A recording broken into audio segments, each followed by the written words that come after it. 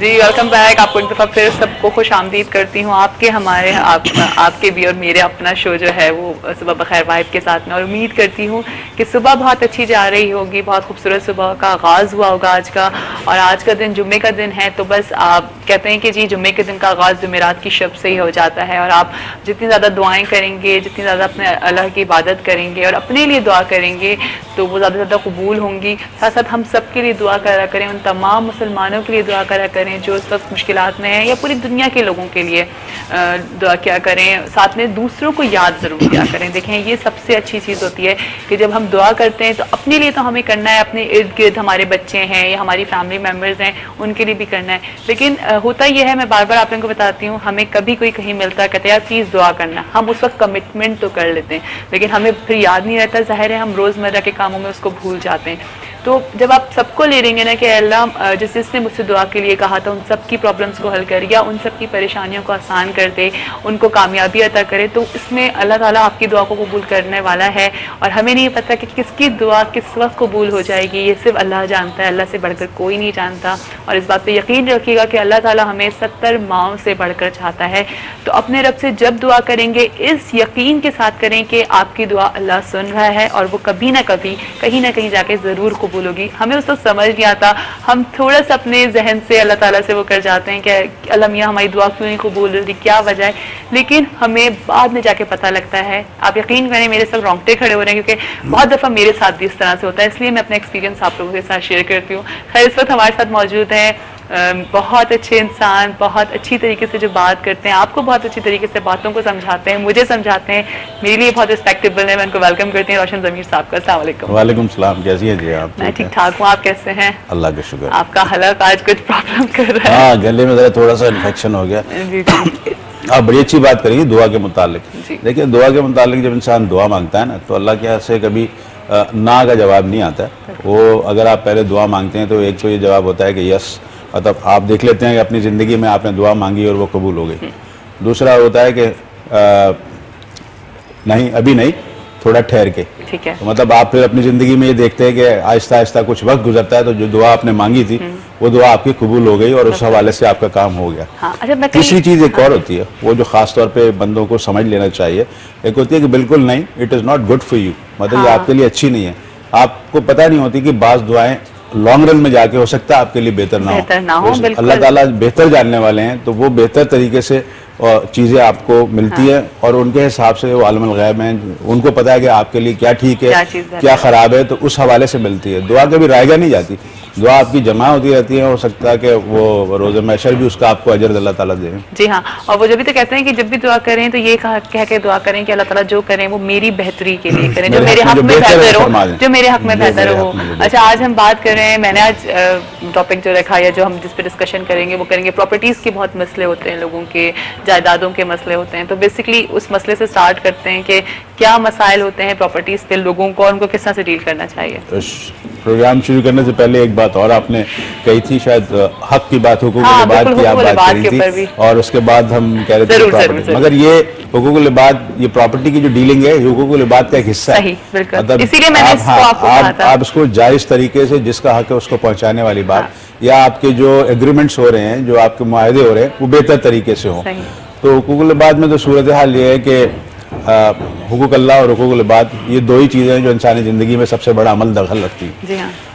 हुकूक अल्लाह में तो अल्लाह ताला के और आपके जो मामलात हैं कि किस तरह से उसको आपको मानना चाहिए, किस तरह से किताबों को मानना चाहिए, किस तरह से रसूलों को मानना चाहिए, जो अल्लाह का हक है वो इंसान को पहचानना चाहिए, और उसमें अल्लाह और बंदे का मामला बिल्कुल ज़ाती हो जाता है। मगर जब हम आते हैं यहाँ पर कि हुकूक लिबाद की जब बात करते हैं, दरअसल जो इम्तिहान है वो वही है।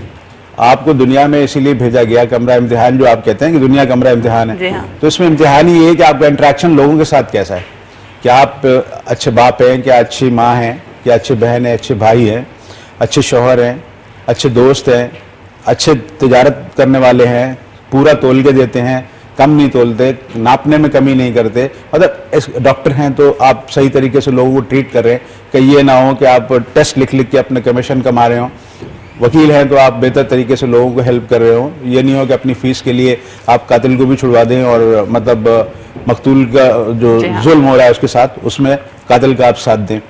इसी तरह के जिस जिस फील्ड में आप हैं उस फील्ड में आप लोगों को क्या फायदा पहुंचा रहे हैं। तो हुकूक जितने भी बंदों के आप पर हैं, जैसे अल्लाह ताला ने इरशाद है कि मैं मतलब बंदों के जो हुकूक है वहां वो सुप्रीम पावर अपनी पावर विड्रॉ कर लेती है। अगर मैं जिया का दिल दुखाया है तो जिया ही माफ करेंगी, वो अल्लाह रब्बुल इज्जत आपको बाद में माफ करेंगे। पहले आप माफ करेंगे, फिर आप मतलब डबल गुनाह है, आप उनसे भी माफी मांगेंगे मैंने आपके बंदे का दिल दुखाया, तो आपको दो दो गुनाह एक साथ होते हैं कि आप तो माफ कर देंगी, फिर आपको रब से माफी मांगनी है कि मैंने एक आपके बंदे का दिल दुखाया, और वो फिर रब तो माफ करने वाला है, बड़ा रहमान और रहीम है, हर जगह उसने कहा, मगर पहले आपसे माफी मांगनी पड़ेगी।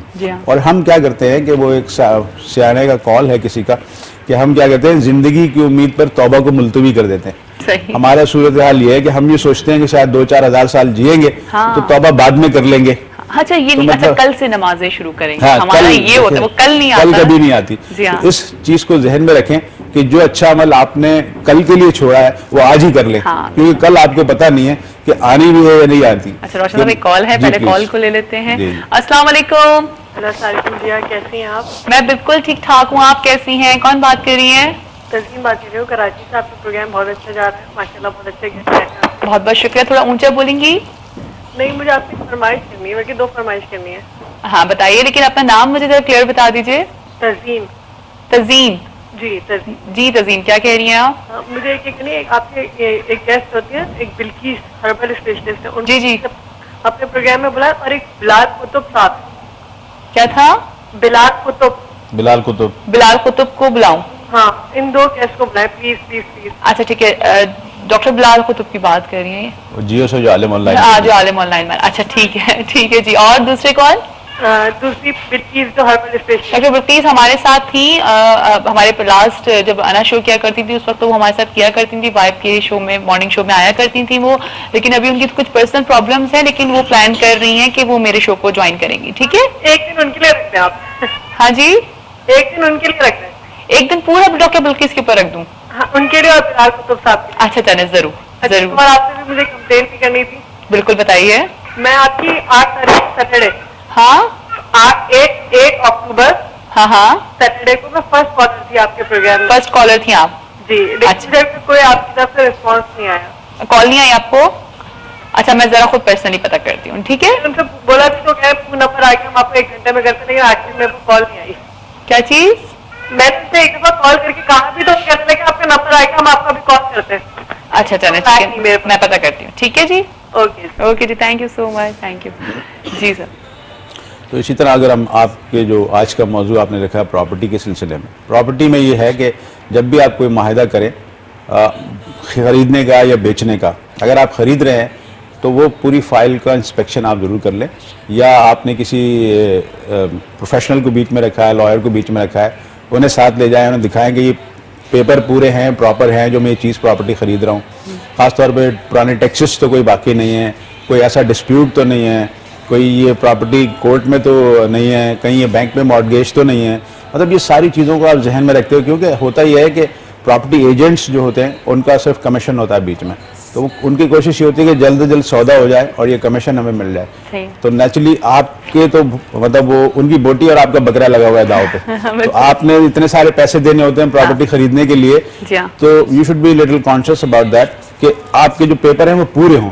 सही है। और आप किसी प्रोफेशनल को दिखा लें। हाँ, बाद जगह डुप्लीकेशन होती है, बाद जगह वो फाइल 2 जगह बिकी हुई होती है, बाद जगह ऐसा होता है बैंक पे मॉर्टगेज होती है, तो वो सारी चीजें क्लियर करा लें। ठीक है। बिजली के बिल जिस प्रॉपर्टी के ले रहे हैं वो क्लियर होने चाहिए, गैस के बिल क्लियर होने चाहिए, प्रॉपर्टी टैक्स क्लियर होना चाहिए, ये तमाम चीजें क्लियर हो। फिर जब आप सेल एग्रीमेंट बनाते हैं और स्टेट ड्यूटी आप देते हैं और उस पर स्टैंपिंग कराते हैं, फिर रजिस्ट्रार के पास जाते हैं, वहाँ रजिस्टर करते हैं उसको, तो वहाँ पे भी 2 तरह की रिसीट्स होती है कि एक जल्दी आपको 1 महीने में मिल जाए, उसे अर्जेंट कहते हैं, वरना फिर वो 8 महीने में रजिस्टर होकर आपको मिलती है। ठीक है। तो इस तरह से आप वो प्रॉपर्टी का जो भी सौदा करें तो बिल्कुल खुली आंखों से और देख के करें। ट्रस्ट इतना ना करें कि आप खुद कहीं धोखा खा जाएं। सही है।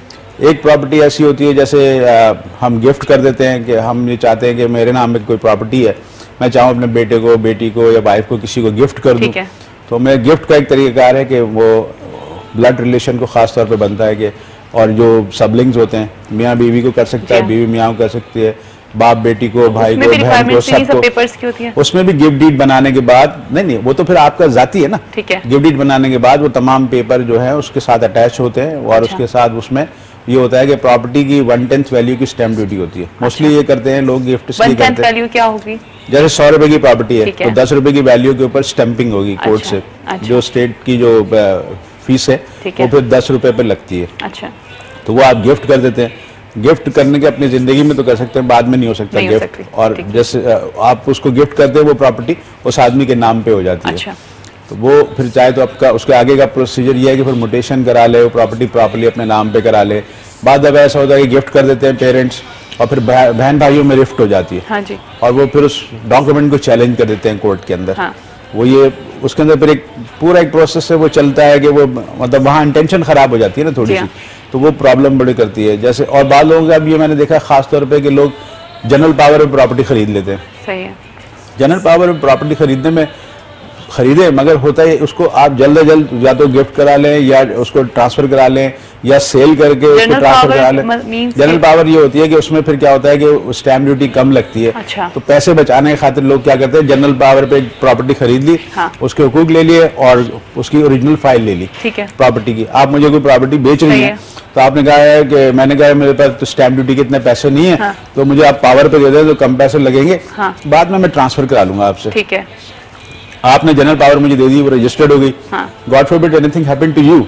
और फिर होता क्या है कि मैं जब उसको ट्रांसफर कराने जाता हूँ तो वो कहते हैं जी जिसने पावर दी तो वो तो इस दुनिया में है नहीं है। तो वो पावर इन्फेक्चुअस हो जाती है, पावर खत्म हो जाती है जब उसका इंतकाल हो जाता है। फिर क्या होता है, फिर आप लीगल हेयर के पास जाते हैं। तो फिर लीगल हेयर अगर वो ईमान है उनके दिल में तो ठीक है, वो आपको दे देंगे, वरना कहेंगे हमारी तो आपको जनरल पावर दी थी, खत्म हो गई पावर, प्रॉपर्टी हमारी है। अच्छा, प्रॉपर्टी जब्त, मतलब वो फिर आप उनसे लड़ते रहिए, फिर केस कीजिए। हाँ।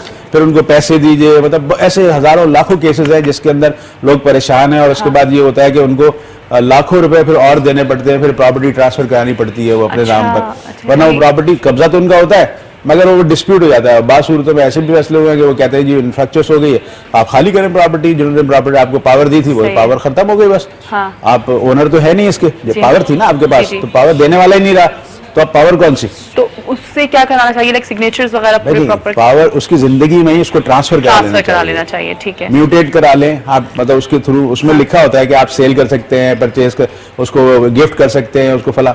तो अगर जैसे मियाँ ने खरीदी है तो वो बीवी को गिफ्ट कर दे, फिर इस तरह करके उसको ट्रांसफर करा के म्यूटेट करा ले।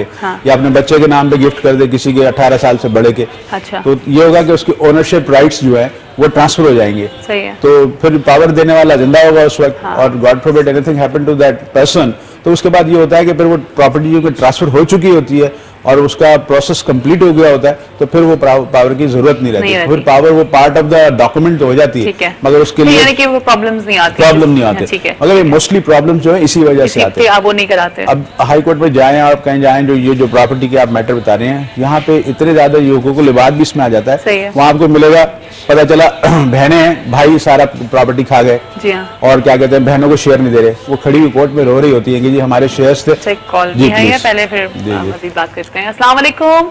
वालेकुम अस्सलाम जी, सुबह बखैर, कैसे हैं अली आप? सुबह बखैर, बहुत शुक्र अल्हम्दुलिल्लाह ताला का, अल्लाह के एहसान है। बहुत अच्छे प्रोग्राम है, रोशन ज़मीर साहब हर बात को डीपली बताते हैं। जी हाँ, ये तो इनकी खासियत है। रोशन ज़मीर साहब, मैं ये कह रहा था, देखिए आप बड़े अच्छे से गेस्ट बुलाती हैं शेयर से मुतालिक, लॉयर्स के मुतालिक, मगर ये एजुकेशन 10% से भी अगर किसी अच्छे गेस्ट को बुलाए, एजुकेशनिस्ट, बिल्कुल जरूर उनको भी मैं लाइन अप कर रही हूँ। जरूर आप लोग आगे आने वाले शोज में देखेंगे, आप लोग हर वीक एक नए मेहमान से, एक नए सेगमेंट से आप लोग मिल रहे होते हैं ना। जी जी। तो जरूर मेरी तो पूरी कोशिश है मैं किसी अच्छे एजुकेशनिस्ट को बुलाऊं, हम उस पर बात करें, एजुकेशन हमारे मुल्क में कितनी जरूरी है, क्या क्या चीजें, इस पे जरूर मैं फोकस कर रही हूँ, आप बेफिक्र रहिए। बहुत जी। और दूसरी बात ये करनी थी कि जैसे आपने भी स्टार्टिंग में की कि मतलब अल्लाह ताला से आप शुक्र बहुत अदा, आप इतना अल्लाह ताला का शुक्र अदा करेंगे, अल्लाह ताला आप इतना नवाजेगा कि आप सोच भी नहीं सकते। बेशक। दुरूद शरीफ कभी जारी रखा, मतलब अली कोई बात करनी है आपको रोशन ज़मीर साहब से? रोशन ज़मीर साहब से बिल्कुल मुझे बात करनी है। जी जी। रोशन ज़मीर कह रहे हैं प्रॉपर्टी का जो वो स्टैम्प ड्यूटी भी लेते हैं और रजिस्ट्रेशन फीस भी लेते हैं, वो हजारों लाखों में चली जाती है बात प्रॉपर्टी की। तो मतलब यहाँ पे स्टैम्प ड्यूटी लेना या रजिस्ट्रेशन फीस लेना, ताकि कुछ तो रिलीफ मिले कंज्यूमर को। हाँ नहीं, थैंक यू। जी जी, thank you so much Ali. आपका सवाल ठीक है, मगर होता ही है कि स्टेट की जो स्टैम्प ड्यूटी है, जैसे अगर 3% है तो रजिस्ट्रेशन फीस 1% होती है, और टोटल मिला के देखें सूबे चलेंगे कैसे। सूबे को चलाना भी है, सूबे के पास रेवेन्यू जो जनरेट करने के कुछ जराए हैं, वो उनमें से एक जरिया ये भी है कि जो आपको स्टैम्प ड्यूटी